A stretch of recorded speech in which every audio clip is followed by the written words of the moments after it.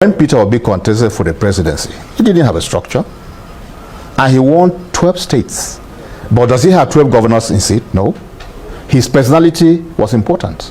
So sometimes the structures are important, but the personality is also critically important. So just like he didn't have structures, and yet he was able to win the presidential election in 12 states, including Lagos.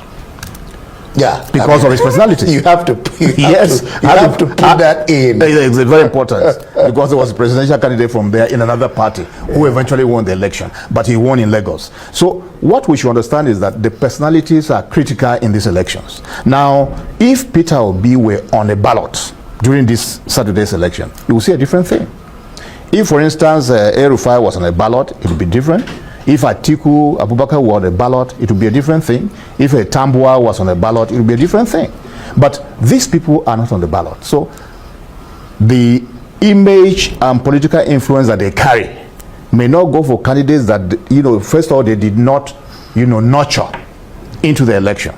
So that should be made very clear that the performance of the ADCC in this election is a wonderful performance, in the sense that this is a. So, with what this man has said, if you want to check it very well, the truth and the facts are there. Do you understand? Why is it important that your personality matters a lot? Your personality speaks a lot of volume. People don't vote for you because of you did this, you did that. No. Your personality, people are watching you like TV. Every day we are all being watched as if we are TVs. Do you understand? It is what people have seen over time that people recognize. Sure, you understand me now?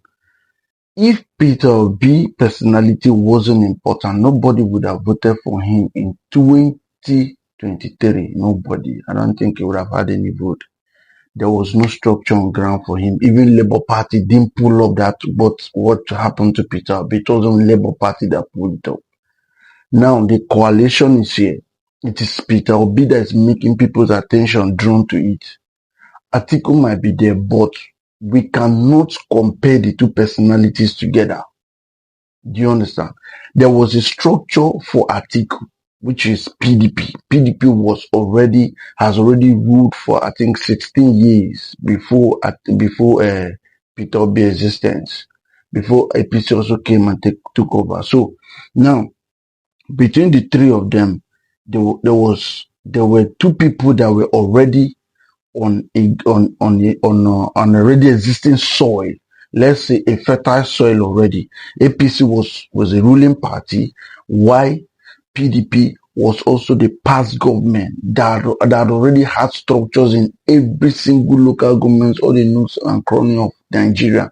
They already had supporters, loyal fans, loyal people that could die for the party.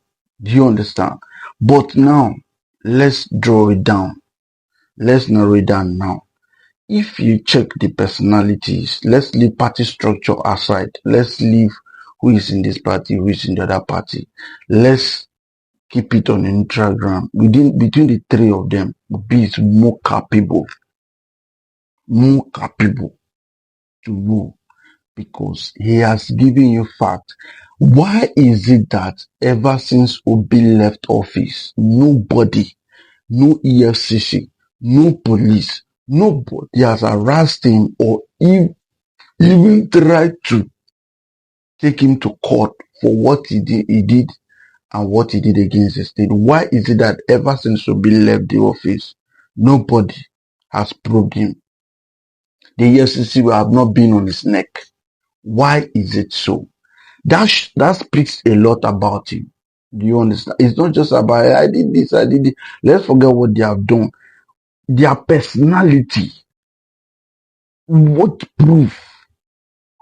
If EFCC needs to do their job, EFCC is actually doing their job, want to do their job, and it's okay, they want to probe Peter Obi, they want to probe Tinubu, they want to probe Atiku. Do you know that inside the three of them, there's some people will go to prison, some people will not be in Nigeria existing right now? Are you aware? If we are in a civilized country where The Senate questions the people, no matter your personality. They question you. EFCC is being given order from the Senate to do what they are supposed to do. Are you aware that some people won't be running for election?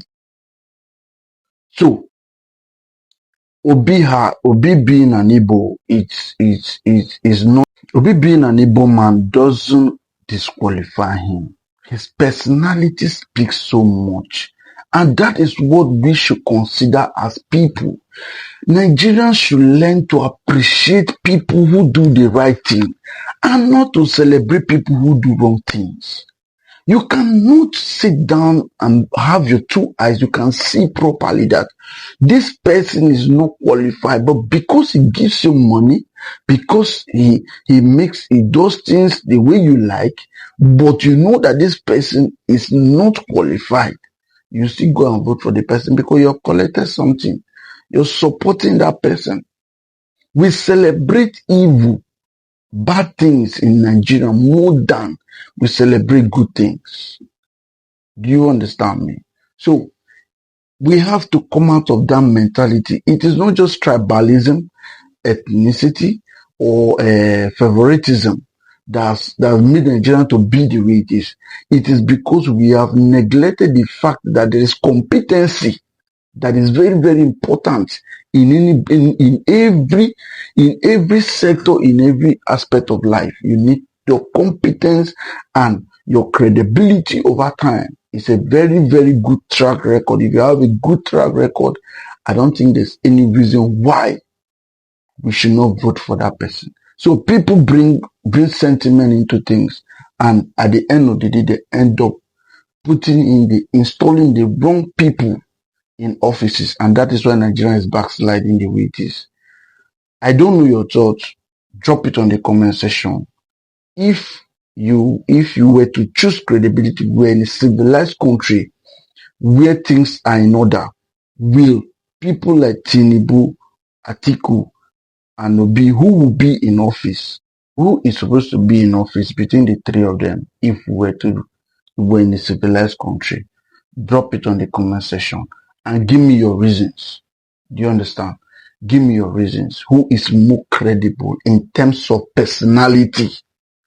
Who is more credible with all the track records? Who is more credible?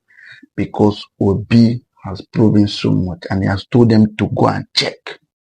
There is that word, go and check inside.